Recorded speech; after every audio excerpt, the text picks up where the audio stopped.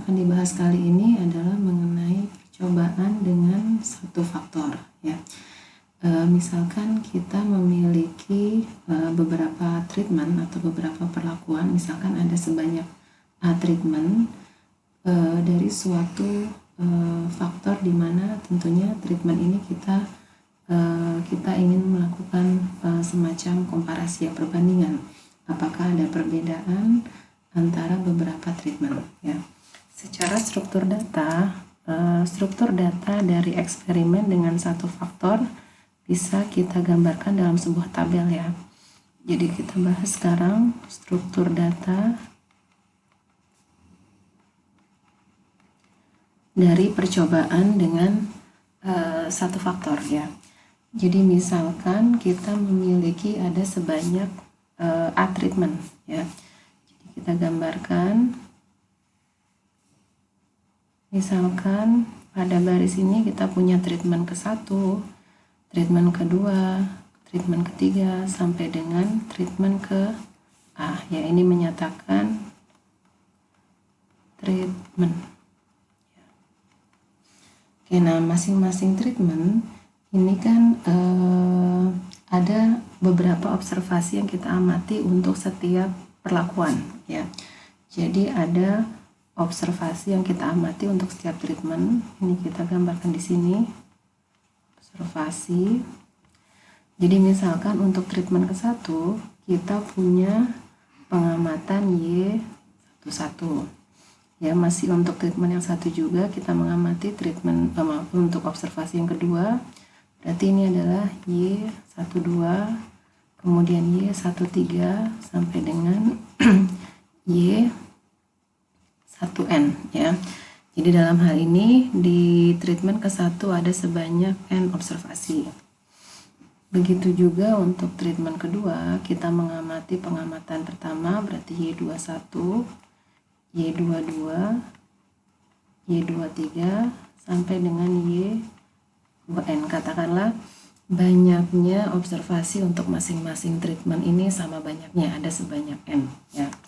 Begitu juga untuk treatment 3 sampai secara umum kita punya treatment ke A, berarti kita punya observasi YA1, YA2, YA3 sampai dengan YAN ya.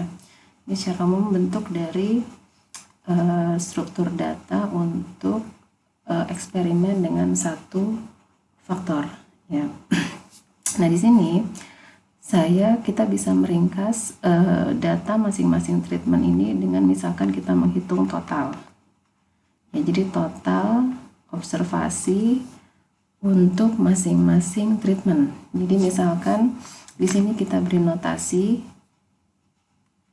Y1 titik ya.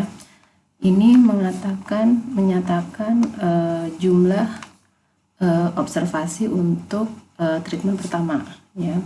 Jadi dengan kata lain ini adalah Y1 titik, kita notasikan dengan Y1 titik. Kemudian juga treatment kedua kita tuliskan totalnya itu, kita tuliskan notasikan dengan Y2 titik sampai dengan treatment ke A. Kalau kita jumlahkan kita notasikan dengan YA titik. Dari sini juga kita bisa meringkas minnya ya, min untuk masing-masing treatment. Di sini kita notasikan min atau rata-rata untuk treatment pertama kita notasikan dengan Y1 titik bar. Kemudian rata-rata untuk treatment kedua berarti Y2 titik bar sampai dengan rata-rata untuk treatment ke A, berarti ini kita notasikan dengan YA titik bar.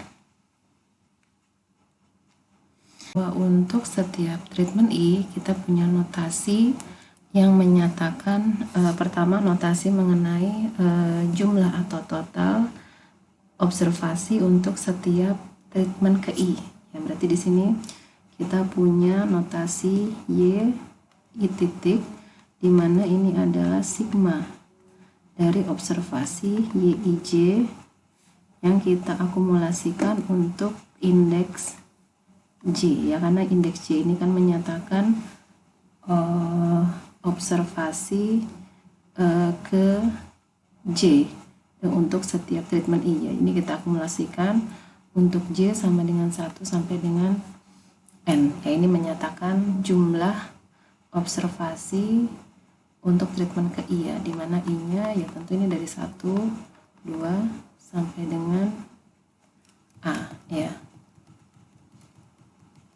Jadi ini dimana I nya sama dengan 1, 2 sampai dengan A ya. Kemudian ini untuk setiap I ya. Kemudian kita juga punya indeks min, dimana indeks min ini kita tuliskan sebagai YI titik bar. Ini kita tuliskan sebagai ya, karena rata-rata ya berarti kan banyaknya data, dimana banyaknya data untuk treatment ke I itu kan kita notasikan dengan YI titik dibagi dengan banyaknya data sebesar N ya. Jadi YI bar itu YI titik bar sama dengan YI titik dibagi dengan banyaknya data, dan ini juga berlaku untuk setiap I 1, 2 sampai dengan A ya. Nah, dari sini juga kita juga bisa tuliskan ada notasi yang kita sebut Y titik titik ya. Y titik titik bar ini, atau kita tulis dulu ya, Y titik titik ini adalah banyaknya atau total ya, total data yang kita akumulasikan untuk semua observasi dari semua treatment. Berarti ini kita punya sigma I sama dengan 1 sampai dengan A, kemudian kita jumlahkan juga J sama dengan 1 sampai dengan A dari Y IJ. Jadi Y titik-titik artinya kita akumulasikan untuk semua indeks I dan indeks J ya. Kemudian dari sini juga kita bisa turunkan notasi baru, kita sebut Y titik-titik bar. Ini adalah tentunya rata-rata dari semua data dan dari semua treatment. Berarti ini adalah Y titik-titik dibagi dengan banyaknya data ya, dimana N nya ini tentu sama dengan A dikali M kecil.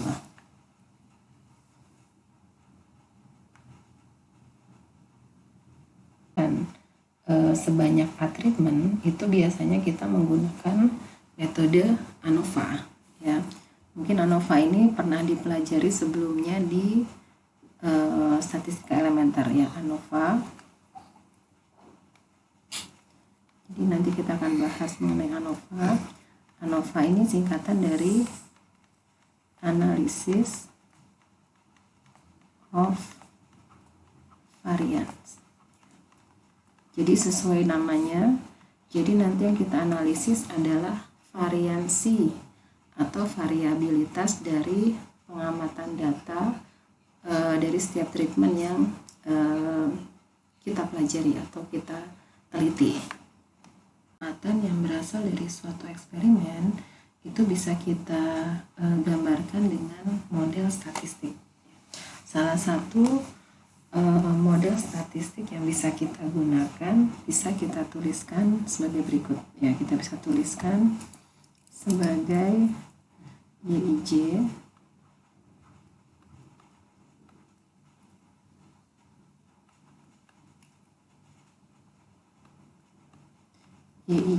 sama dengan mu I ditambah epsilon I J ya, dimana I-nya ini menyatakan treatment ya. Jadi I-nya itu menyatakan treatment dari 1, 2 sampai dengan treatment ke A, sedangkan J-nya ini menyatakan observasi untuk setiap treatment ke I. Jadi J-nya itu dari 1, 2 sampai dengan ke N ya. Jadi YIJ ini menyatakan observasi ke J dari pengamat dari treatment ke I ya. Kemudian mu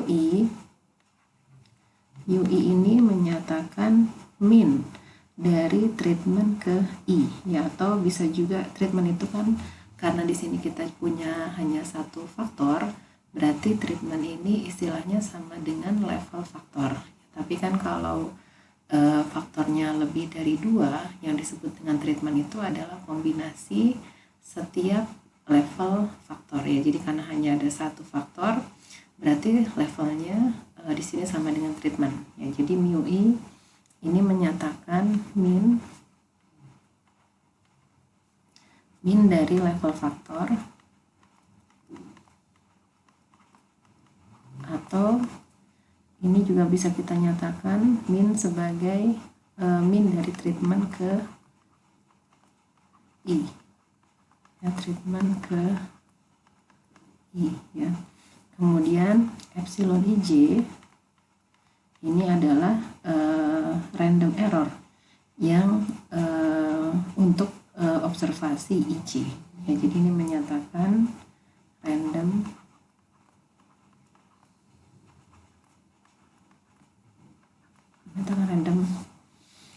error. Error ini pada prinsipnya menyatakan semua sumber variabilitas di eksperimen yang berasal dari faktor yang tidak bisa kita kontrol, ya.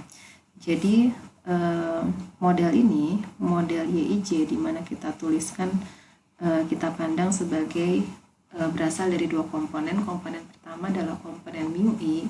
Ini adalah komponen di mana yang berasal dari variabilitas yang bisa kita kontrol, yaitu berasal dari treatment yang kita gunakan pada eksperimen. Dan ada faktor lain, ya. Faktor lainnya itu adalah epsilon IJ. Ini adalah faktor di luar treatment yang tidak bisa kita kontrol, ya. Nah, model seperti ini biasanya kita sebut sebagai model min atau min model, ya. Jadi ini kita sebut sebagai model min. Nah, alternatif lain untuk menuliskan atau menggambarkan observasi yang berasal dari suatu eksperimen itu juga bisa kita tuliskan sebagai berikut, ya. Alternatif lain dari model statistik untuk eksperimen dengan satu faktor bisa kita tuliskan juga sebagai YIJ sama dengan mu ditambah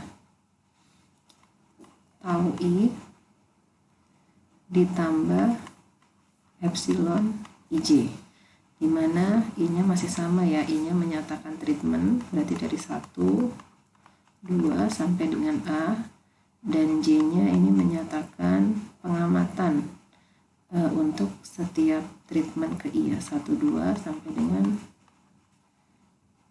ke N, ya. Dimana di sini kita punya simbol mu.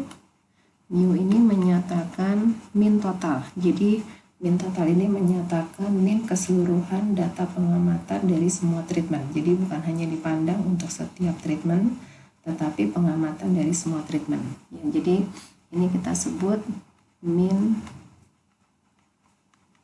total. Kemudian kita juga punya parameter tau I.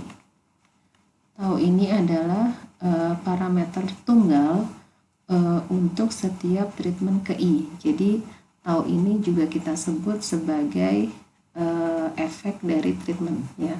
Ini kita sebut efek dari treatment atau dari perlakuan,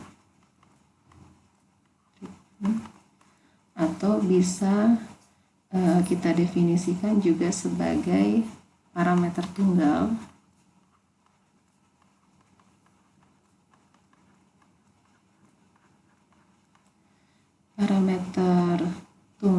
untuk treatment ke I, untuk treatment ke I, ya. Kemudian epsilon IJ-nya masih sama, ya. Ini masih merepresentasikan random error atau hal-hal atau faktor-faktor di luar dari yang apa yang bisa kita kontrol, ya. Nah, model seperti ini biasanya kita sebut sebagai model efek ya, atau efek model. Ini kita sebut sebagai model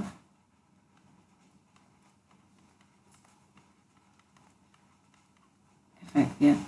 Nah, di antara dua model ini, model mean dan model efek, itu biasanya paling sering atau paling umum kita gunakan itu biasanya kita menggunakan model efek ini. Ya, jadi nanti ke depannya kita lebih banyak membahas eksperimen dengan satu faktor ini kita gambarkan sebagai model efek ya. Dan satu hal lagi nih yang harus saya tambahkan adalah biasanya random error ini tentunya kan ini adalah hal-hal di luar atau faktor-faktor di luar yang bisa kita kontrol ya. Nah, asumsinya yang namanya error kan kita harapkan sekecil mungkin ya, bahkan nilainya sama dengan 0. Maka di sini bisa kita asumsikan bahwa ekspektasi atau harapan kita mengenai random error epsilon ij ini ekspektasinya sama dengan 0 ya. Dan secara umum nanti kita asumsikan bahwa epsilon ij dia berdistribusi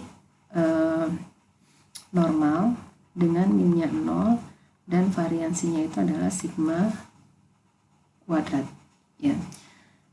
Implikasi dari ini apa? Bahwa bisa kita lihat apa yang bisa kita katakan mengenai harapan, nilai harapan atau ekspektasi dari YIJ. Jadi kalau kita tuliskan ekspektasi dari YIJ ini sama dengan kita ambil ekspektasi yang di ruas sebelah kanan ya.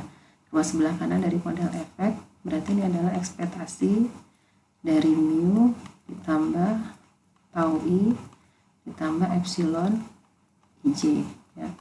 Kita tahu dari properti ekspektasi, kalau kita punya ekspektasi penjumlahan, kita ekspektasikan sama saja dengan melihat penjumlahan dari ekspektasi masing-masing. Sekarang kalau kita ambil ekspektasi dari mu itu kan konstan, berarti sama dengan mu. Kemudian tau i juga sama, ini adalah konstan, berarti di sini mu ditambah tau i. Ekspektasi dari epsilon ij tadi kita asumsikan, kita harapkan random error itu kan sekecil mungkin atau sama dengan 0 ya, berarti ditambah dengan 0, berarti ini kan bisa hilang ya. Jadi ekspektasi YIJ sama dengan mu ditambah tau i ya. Dari sini kita bisa lihat bahwa YIJ itu nanti kita asumsikan dia berdistribusi normal dengan minnya itu adalah mu plus tau i dan variasinya sigma kuadrat. Dalam rancangan percobaan atau khususnya di sini ketika kita membahas eksperimen dengan satu faktor, di mana faktor ini terdiri dari beberapa level atau beberapa treatment, biasanya kita ingin melakukan uji secara statistik apakah di antara treatment 1, treatment 2 sampai dengan treatment ke A itu ada perbedaan min atau tidak ya. Jadi kalau kita tuliskan hipotesis penelitian ini, kita tuangkan ke dalam hipotesis nihil dan hipotesis alternatif, maka hipotesis nihilnya atau H0 di sini berbunyi bahwa tidak ada perbedaan min antara treatment 1 dengan treatment lainnya. Atau secara matematika tidak ada perbedaan, artinya mu 1 sama dengan mu 2 sama dengan mu A ya.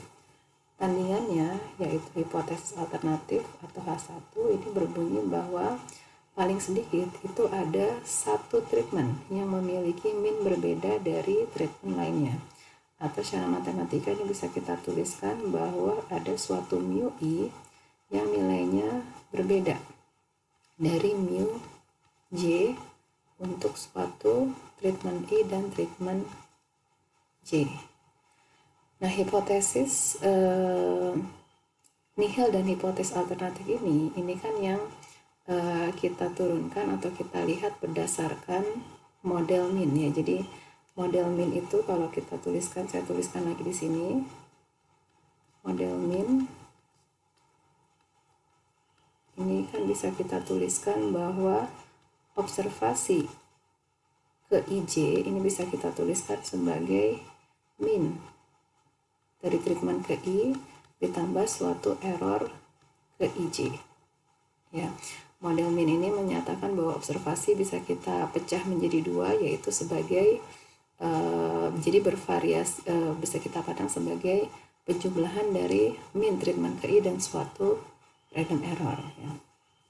Nah, sekarang kalau kita kembali melihat model efek, model efek ini kan pada prinsipnya turunan dari model min, di mana mu I-nya atau min dari treatment ke I ini kita pecah, kita bagi dua menjadi dua komponen, yaitu menjadi mu atau overall atau total min ditambah suatu parameter tau I, di mana tau ini menyatakan menyatakan efek treatment ke I, ya. Jadi di sini bisa kita lihat bahwa mu I treatment ke ini kita tuliskan sebagai total min, total secara keseluruhan, ya, min keseluruhan dari semua pengamatan data ditambah dengan tau I, ya.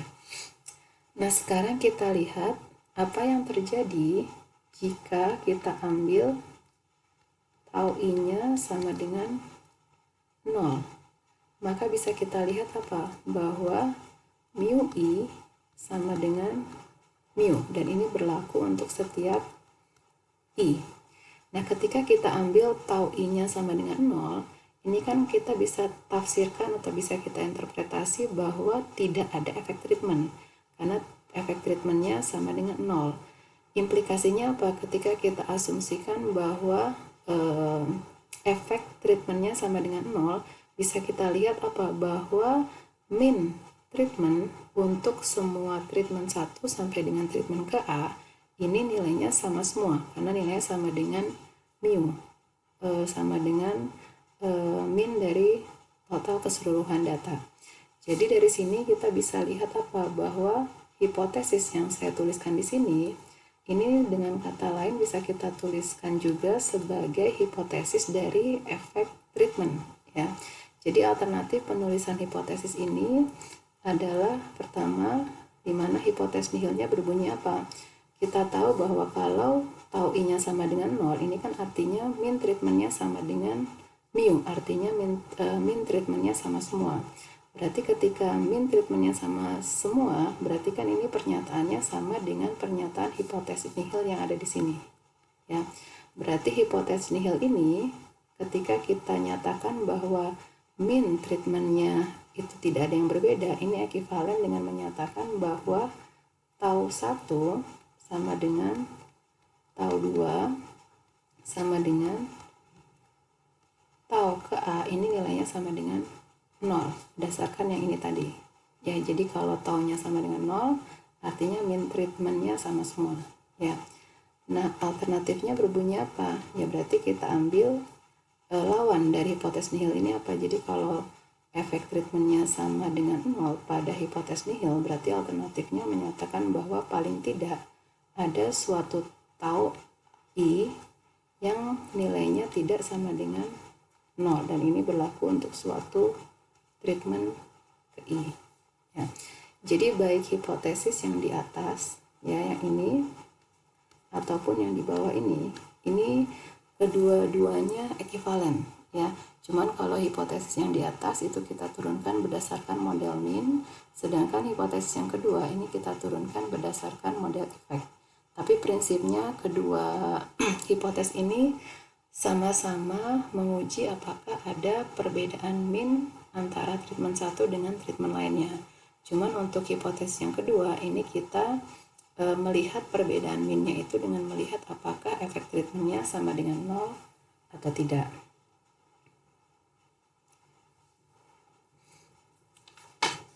Nah, tadi sempat saya singgung bahwa salah satu metode yang akan kita gunakan untuk menguji hipotesis ini apakah ada perbedaan min atau tidak, itu salah satu metode yang umum dipakai adalah dengan menggunakan ANOVA atau Analysis of varian ya.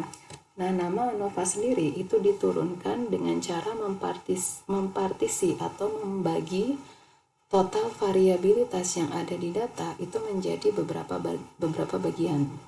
Nah, sebelum kita melihat bagaimana cara mempartisi total variabilitas dengan menggunakan ANOVA, saya mau sedikit review mengenai konsep total variabilitas itu sendiri. Jadi mungkin dulu di statistik elementer kita pernah membahas salah satu indeks dari variabilitas itu ada yang disebut dengan variansi. Umumnya variansi kita notasikan dengan sigma kuadrat. Ini kalau kita berbicara variansi populasi ya. Jadi kalau populasi kita notasikan dengan parameter sigma kuadrat ya. Sedangkan kalau variansi sampel itu biasanya kita notasikan dengan S kuadrat ya. S kuadrat ini menyatakan variansi dari suatu sampel ya. Dan kita tahu cara menghitung variansi ini suatu data ya, selisih data dari minnya, dari rata-ratanya, kemudian kita pangkatkan 2, lalu kita jumlahkan dibagi dengan banyaknya data dikurangi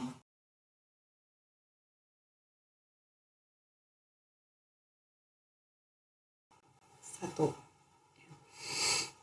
Nah, komponen yang ada di atas ini ya, biasanya ini kita sebut atau secara simbolik kita notasikan dengan sum of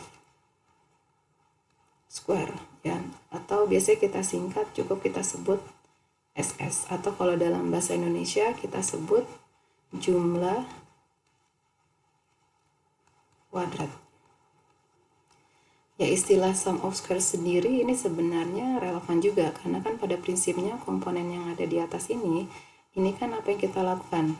Kita mengkuadratkan suatu bilangan, kita pangkatkan 2, baru kita jumlahkan. Makanya disebut sum of square atau SS ya. Sedangkan komponen yang di bawah yang ini biasanya kita sebut sebagai DF atau degree of freedom atau derajat kebebasan. Nah, apa itu derajat kebebasan? Derajat kebebasan itu kan adalah banyaknya data yang bisa bebas bervariasi setelah dikurangi parameter yang tidak diketahui. Nah, dalam hal ini kenapa derajat kebebasan untuk variansi sampel sama dengan N-1? Karena kan pertama kita punya banyaknya data sebanyak N. Kemudian ada satu parameter yang harus kita estimasi, yaitu dalam hal ini min dari sampel, yaitu Y bar, ada 1, makanya derajat kebebasannya berkurang 1 menjadi N-1. Jadi variansi ini adalah apa? Perhitungannya adalah sum of square SS dibagi dengan DF. Nah, istilah lain dari S kuadrat ini di beberapa buku statistik ada yang menyebutnya juga min square, min square ya. Bahkan di beberapa output software statistik kebanyakan variansi itu biasanya disebutnya min square atau biasa kita singkat menjadi MS. Nah, kenapa disebut dengan min square? Karena prinsipnya perhitungan formula ini kan sama seperti min ya. Min itu apa sih? Min itu kan kita menjumlahkan data dibagi dengan banyaknya data. Nah, perhitungan variansi ini juga sama kan, kita menjumlahkan data, cuman dalam hal ini data yang kita jumlahkan adalah data yang sudah kita kuadratkan ya. Makanya kita sebut square ya. Jadi jumlah data dibagi dengan banyaknya data ya. Jadi kita sebut min juga, cuman karena datanya adalah bilangan kuadrat maka disebut dengan min square ya. Jadi dengan kata lain variansi atau MS ini bisa kita tuliskan sebagai SS dibagi dengan DF. Eksperimennya hanya ada satu faktor. Nah, apa itu total variabilitas dari observasi yang kita ambil dari suatu eksperimen dengan satu faktor?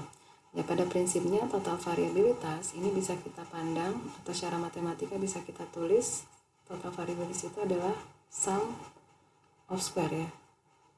Di sini adalah kita sebut misalkan SS sum of square T. T ini menyatakan total karena kita mau memandang total variabilitas dari keseluruhan data baik dari treatment 1 sampai dengan treatment A. Nah, kalau kita tuliskan sum of square total ini adalah penjumlahan kuadrat ya, penjumlahan kuadrat di mana yang kita kuadratkan apa di sini, yaitu pengamatan IJ ya dikurangi dengan min total data secara keseluruhan. Berarti ini adalah Y titik bar pangkat 2 ya. Jadi sesuai dengan definisi sum of square, ini adalah selisih dari data pengamatan terhadap minnya, kemudian kita pangkatkan 2 ya, dimana penjumlahannya ini kita ambil dari I sama dengan 1 sampai dengan A, kemudian untuk setiap I kita jumlahkan untuk semua pengamatan dari J sama dengan 1 sampai dengan ke N ya. Jadi ini persamaan ini, SST ini mengukur total variabilitas data. Nah, total variabilitas data ini bisa kita tuliskan sebagai berikutnya. Sigma. Jadi yang saya lakukan adalah saya akan coba sedikit memanipulasi dengan menambahkan dan mengurangi suatu komponen. Ya, jadi kalau komponennya ditambahkan dan dikurangi kan hasilnya sama saja. Jadi misalkan saya tambahkan komponen, saya sebut Y titik bar, kemudian saya kurangi dengan yang ini ya. Jadi dikurangi dengan Y titik bar atau min total bar, ditambah kita punya elemennya yang kedua, jangan lupa ini adalah YIJ dikurangi dengan YI titik bar ya. Jadi ketika saya tambahkan YI titik bar dan dikurangi dengan YI titik bar kan tidak mengurangi keumuman dari persamaan yang kita punya di sini ya. Dan jangan lupa ini kan masih ada pangkat 2. Nah, sekarang kalau kita jabarkan persamaan ini kan bisa kita tuliskan sebagai sigma dari I dan J. Ini adalah YI titik bar dikurangi Y titik bar, atau ini adalah min total pangkat 2, ditambah sigma IJ, sigma I, sigma J, kemudian YI J dikurangi dengan YI titik bar pangkat 2 ditambah dengan 2,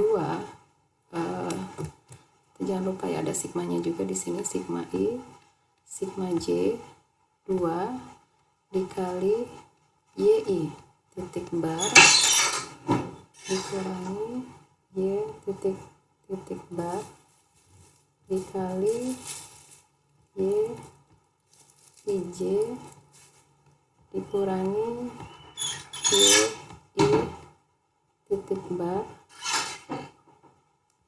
ya, di sini ya, YIJ dikurangi YI titik bar. Nah, bisa kita buktikan bahwa komponen yang ketiga, terutama komponen yang ini nilainya sama dengan 0 ya. Jadi sekarang kalau kita pandang persamaan ini ya, sigma, kita ambil sigma dari J sama dengan 1 sampai dengan N. Berarti kita punya di sini yang persamaan YIJ dikurangi YI titik bar. Ya, sekarang kita uraikan ya. Berarti kita punya sigma YIJ ya, kita punya penjumlahan YIJ terhadap indeks J ini kan adalah total data untuk treatment ke I ya. Total data untuk treatment ke I ini kan kita notasikan dengan YI titik ya, kita notasikan dengan YI titik. Kemudian sigma terhadap YI titik bar, ini kan YI titik bar tidak ada indeks J, berarti artinya dia berupa konstan. Berarti ini bisa kita tuliskan sebagai N dikalikan dengan Y I titik bar ya. Kalau kita uraikan lagi, ini masih tetap YI titik bar dikurangi dengan N, maaf ini YI titik aja ya, bukan bar, YI titik dikurangi N, dan kita tahu YI titik bar ini kan rata-rata untuk treatment ke I. Rata-rata untuk treatment ke I ini kan bisa kita tuliskan sebagai penjumlahan data pada treatment ke I atau YI titik dibagi dengan banyaknya data N. N-nya bisa hilang, berarti ini sama dengan berapa?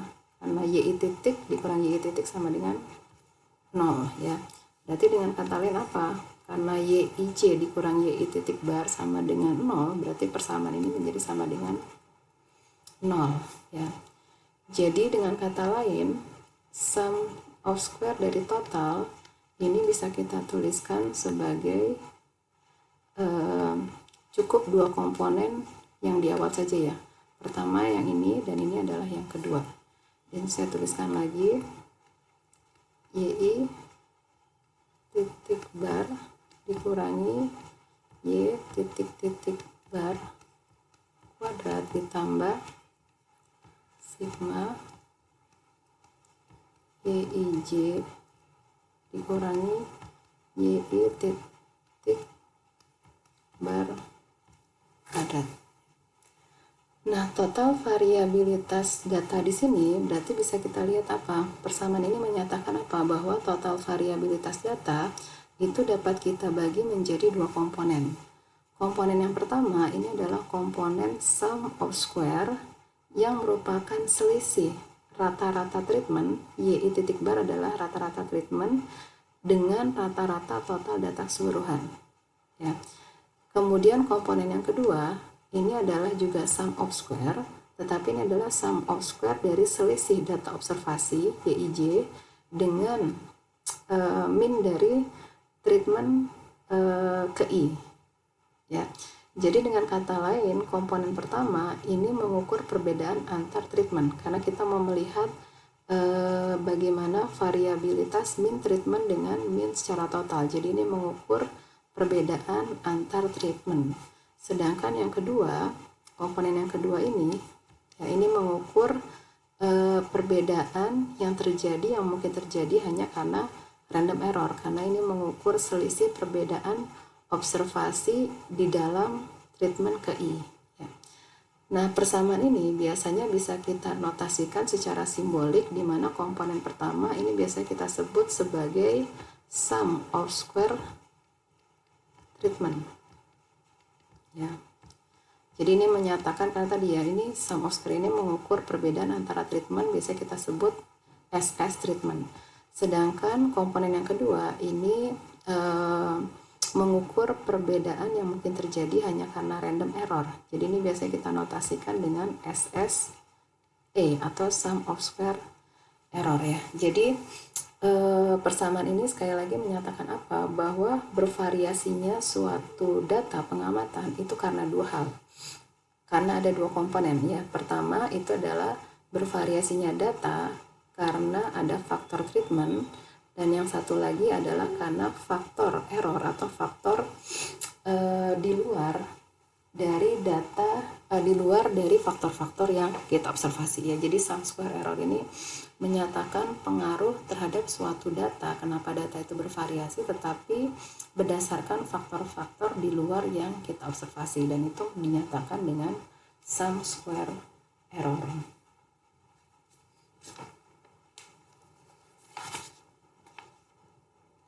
SST, sum of square dari total data ini kita bisa pecah bagi menjadi dua, yaitu sum of square karena treatment atau biasa kita sebut juga between treatment, sum of square karena treatment ditambah dengan variabilitas atau sum of square karena error ya, atau SSE ya.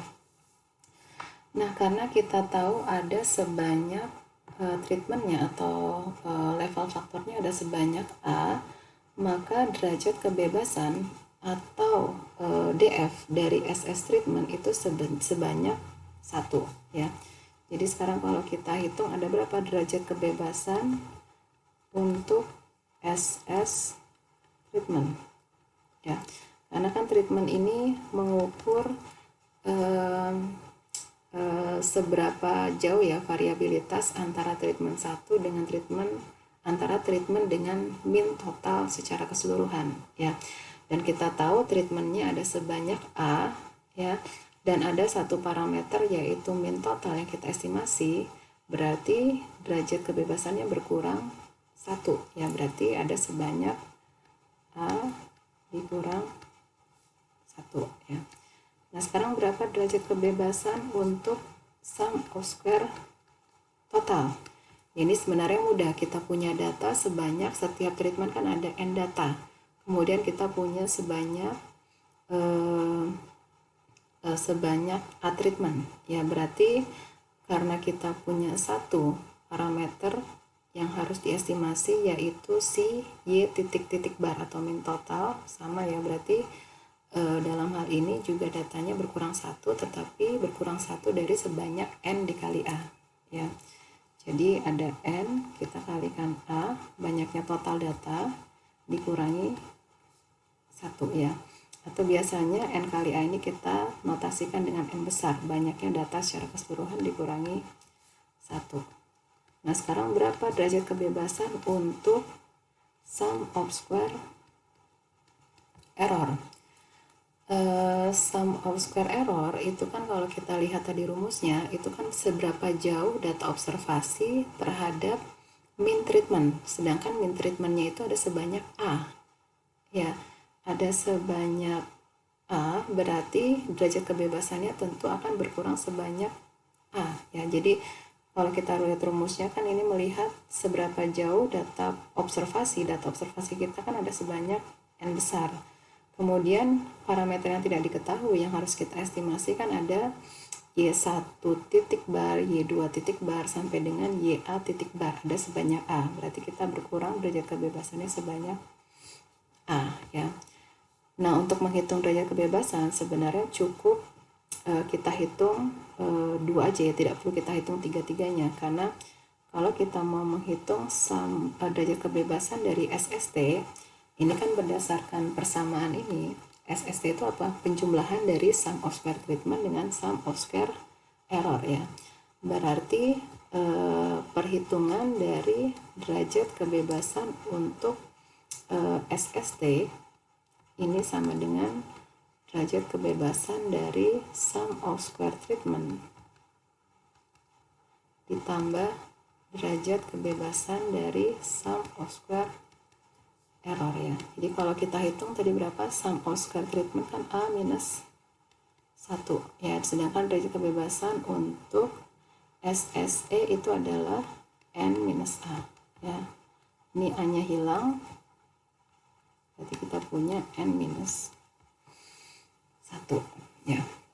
Nah, sekarang kita tahu bahwa yang namanya sum of square kalau kita dibagi dengan derajat kebebasan itu menghasilkan mean square atau variansi sigma kuadrat ya.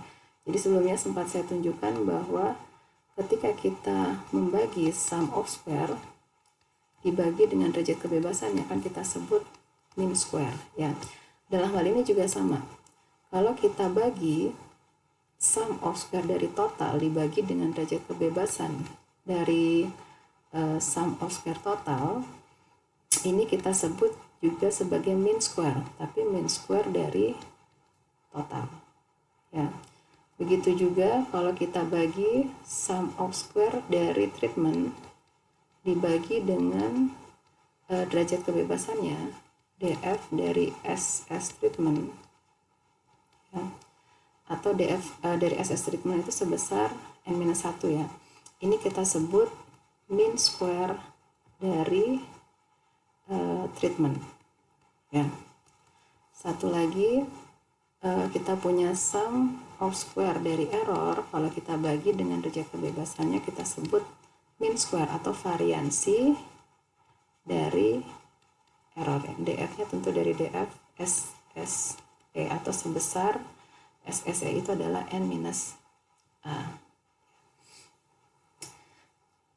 Nah, sekarang saya mau berbicara nilai harapan dari MSE ya. Jadi bagaimana nilai harapan atau ekspektasi dari MSE, mean square dari error ya.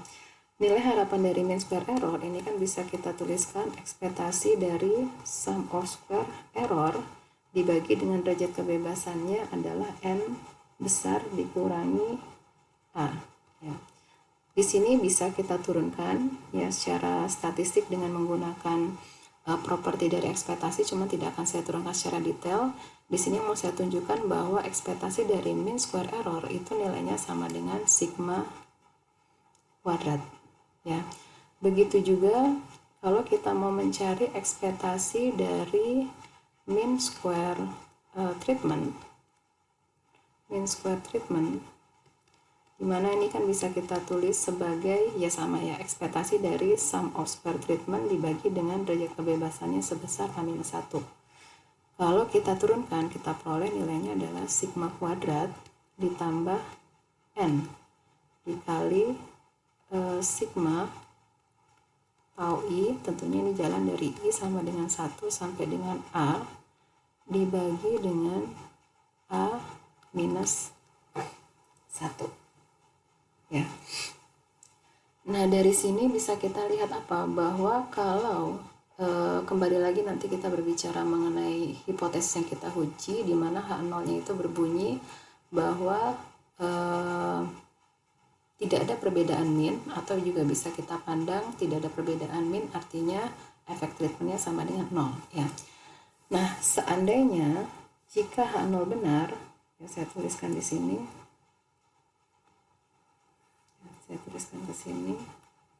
ya. Jika H0 benar, maka apa yang terjadi dengan persamaan dari ekspektasi mean square treatmentnya? Kalau H0 benar, berarti kan theta i sama dengan 0, theta 1 sama dengan 0, sampai dengan theta ke A itu sama dengan 0. Berarti penjumlahan dari bilangan 0 sama dengan 0. Berarti apa yang terjadi dengan persamaan ini? Nilainya sama dengan 0 juga ya. Berarti kalau H0 benar, kita bisa tuliskan bahwa ekspektasi dari mean square treatment ini sama dengan sigma kuadrat ya. Nah sekarang bagaimana cara menguji hipotesis? Apakah hipotesis nihilnya ditolak atau tidak ditolak? Sebenarnya bisa kita lihat, kita ambil saja rasio antara mean square treatment dengan mean square error ya. Jadi kalau H0-nya benar atau ketika tidak ada perbedaan mean, maka kita bisa berharap apa? Bahwa rasio antara mean square treatment dibandingkan dengan mean square error itu nilainya sama dengan 1. Di sini kita buka ekspektasi dari mean square error itu sama dengan sigma kuadrat ya. Dan ekspektasi dari mean square treatment itu sama dengan sigma kuadrat ditambah n dikali sigma tau i pangkat 2 dibagi minus 1 ya. Asumsi jika H0 benar ya, maka apa yang terjadi? Kalau H0 benar berarti penjumlahan dari tau i kuadrat ini kan sama dengan 0 ya, berarti artinya apa? Ekspektasi mean square treatment itu nilainya sama dengan sigma kuadrat ya. Jadi bagaimana cara menguji apakah hipotesis nihilnya ditolak atau tidak ya? Jadi kalau hipotesis nihilnya benar ya, maka bisa kita harapkan apa? Bahwa ekspektasi dari mean square treatment rasionya ya, rasio antara mean square treatment dengan mean square error itu sama dengan 1 ya. Jadi kalau kita ambil rasio antara mean square treatment dibagi dengan mean square error ini sama dengan 1 ya. di bawah asumsi bahwa H0-nya benar ya, dengan asumsi bahwa H0 benar ya, karena kan yang mean square treatment sama dengan sigma kuadrat, kemudian mean square error juga sama dengan sigma kuadrat ya. Jadi rasionya sama dengan 1 dalam kondisi ketika H0-nya benar. Tapi ketika H0-nya salah, apa yang terjadi? Ya bisa kita harapkan berarti rasionya akan lebih besar dari 1 ya. Jadi MS treatment ya dibagi dengan MS error ya, ini nilainya akan lebih besar dari 1 jika H0-nya salah ya. Artinya kalau ada perbedaan min ya. Jadi bisa kita pandang menjadi dua seperti ini ya. Jadi bagaimana uji statistiknya? Uji statistiknya di sini dengan cara kita ambil rasio ya. Rasio dari mean square treatment dengan mean square error. Misalkan rasio ini kita sebut dengan F0 ya. Kalau H0-nya benar, bisa kita harapkan bahwa rasio antara variabilitas treatment dengan variabilitas error itu sama dengan 1. Tapi jika H0-nya salah, ya kita bisa harapkan pasti nilai rasionya lebih besar dari 1. Ya. Nah, sekarang bagaimana cara menentukan atau semacam kriteria ya, seberapa besar sih rasionya sehingga bisa kita katakan bahwa H0-nya itu salah atau H0 itu kita tolak. Ya sebenarnya ukuran rasionya itu lebih besar dari 1 atau cukup besar, ya ini kembali lagi kita harus melakukan uji secara statistik ya.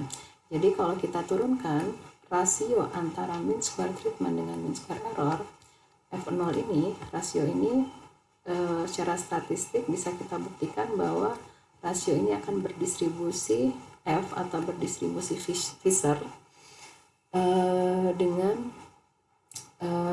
derajat kebebasannya itu adalah sebesar A-1 dan N-A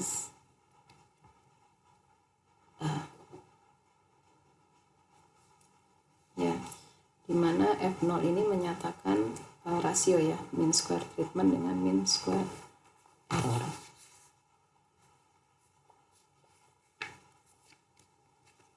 Nah sekarang kalau kita ringkas probabilitas dari data pengamatan dari suatu eksperimen yang sudah kita turunkan tadi, itu bisa kita ringkas ke dalam suatu tabel, itu biasanya kita sebut tabel ANOVA. Jadi sekarang kita bahas, kita ringkas ya apa yang sudah kita turunkan tadi ke dalam tabel ANOVA ya. Jadi pertama di dalam tabel ANOVA kita punya di kolom pertama ada yang namanya sumber variabilitas ya, sumber variabilitas.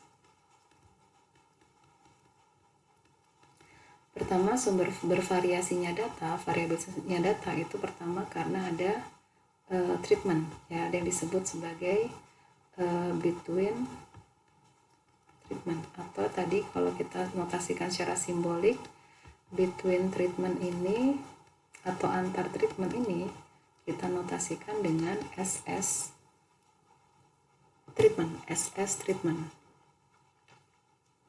ya. Kemudian sumber variabilitas yang kedua ya, atau ini tadi kita sebut SS treatment. Kemudian sumber variabilitas yang kedua itu adalah kita sebut within treatment ya, atau variabilitas karena error within treatment, atau kita sebut SSE